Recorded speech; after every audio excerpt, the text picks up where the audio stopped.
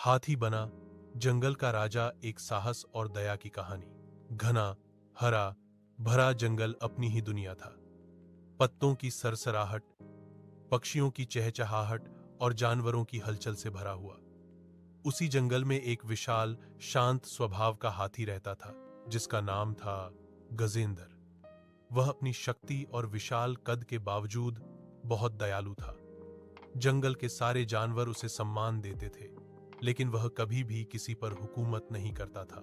एक सुबह जब रात की औस अब भी पत्तों पर चमक रही थी, जंगल में हलचल मच गई।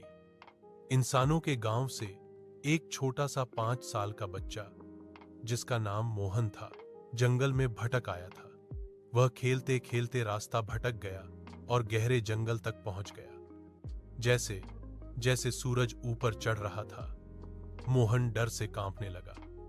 उसके चारों ओर अजीब अजीब आवाजें थीं और उसे पता नहीं था कि किस दिशा में जाना है।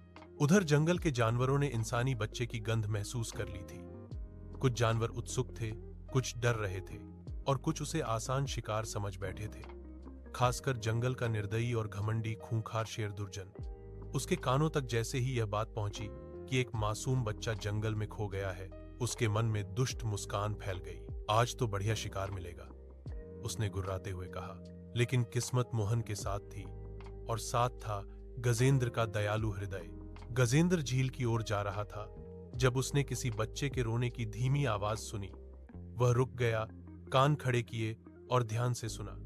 आवाज मदद की पुकार थी। वह तुरंत उस दिशा में बढ़ा। कुछ ही देर में उसने मोहन को कांपते हुए एक बड़े पेड़ के पास बैठे देखा। मोहन के कपड़े फटे हुए थे और आंखें आंसुओं से भरी थीं।